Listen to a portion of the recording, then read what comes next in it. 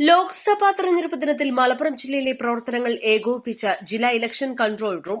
തെരഞ്ഞെടുപ്പിന്റെ ഭാഗമായി collectorate conference ഹാളിൽ പ്രവർത്തിക്കുന്ന ഇലക്ഷൻ കൺട്രോൾ റൂമാണ് ജില്ലയിലെ 16 നിയോജക മണ്ഡലങ്ങളിലെയും വിവരങ്ങൾ ഏകോപിപ്പിച്ചത്.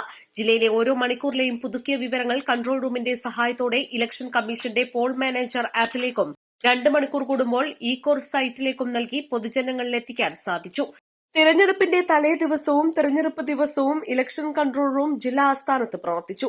തെരഞ്ഞെടുപ്പിന്റെ തലേ ദിവസം പോളിംഗ് സാമഗ്രികൾ റിസപ്ഷൻ സെന്ററിൽ നിന്നും ഓരോ പോളിംഗ് ബൂത്തുകളിൽ എത്തുന്നതുവരെയുള്ള പ്രവർത്തനങ്ങൾ കൺട്രോൾ റൂം മുഖേന ഏകോപിപ്പിച്ചു.